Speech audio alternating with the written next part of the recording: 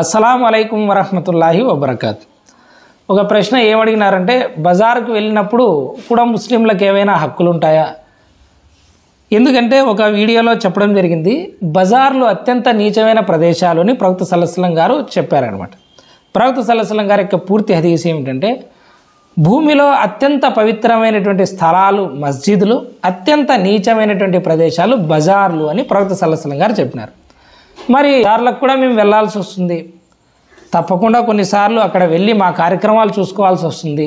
అటువంటప్పుడు మేము ఏం చేయాలి అని ప్రవక్త సల్లల్లాహు అలైహి వసల్లం గారిని అడగ్గా, రహదారుల్లో కానీ బజార్లో కానీ పోయినప్పుడు వాటి యొక్క హక్కును చెల్లించండి అన్నారు. అందులో మొట్టమొదటి హక్కు ఏమిటి అంటే, మీరు అక్కడ ఉన్నటువంటి వాళ్ళకు సలాం చేయడం.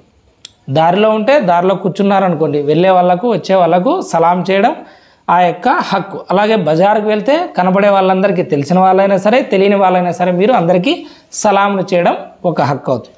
తర్వాత రహదారుల్లో ఉన్నారు, వెళ్తున్నారు, లేదా బజారుకు వెళ్తున్నారు, లేదా రోడ్డు దగ్గర కూర్చున్నారు, మీకు ఇంకొక హక్కు ఏమిటి అంటే, అక్కడ దారిలో ఏదైనా వస్తువు పడి ఉంటే, అది హానికరమైనది అయి ఉంటే మీరు తొలగించడం మీ మీద హక్కు.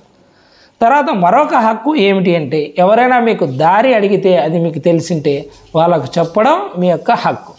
తర్వాత బజారుకు వెళ్ళినప్పుడు ప్రవక్త సల్లల్లాహు అలైహి వసల్లం గారు ఒక దువా నేర్పించారు.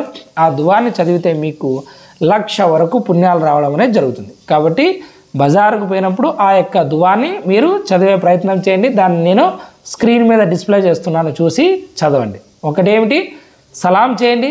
మీకు విషయం తెలుసా, హజరత్ అబ్దుల్లా బిన్ ఉమర్ రదియల్లాహు తఆలా అన్హు గారు బజారుకు అదే పనిగా ప్రతిరోజు వెళ్ళేవారు. కానీ ఆయన ఏ సరుకులు కొనేవారు కాదు, ఏ వ్యాపారం చేసేవారు కాదు. ఎందుకయ్యా మీరు ప్రతిరోజు బజారుకు వెళ్తారు, ఏమీ కొనరు, ఏ వ్యాపారం చేయరు అంటే, నేను కేవలం సలాం చెప్పడానికి మాత్రమే బజారుకు వస్తాను అని ఆయన చెప్పేవారు అన్నమాట. కాబట్టి సలాం చేయండి. తర్వాత దారిలో ఏదైనా హానికరమైన వస్తువులు ఉంటే తొలగించే ప్రయత్నం చేయండి.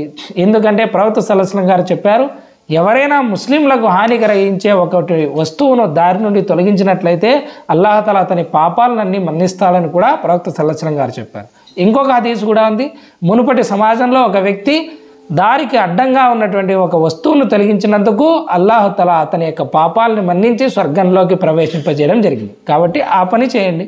తర్వాత ఎవరైనా దారి అడిగితే వాళ్లకు దారి చూపించండి.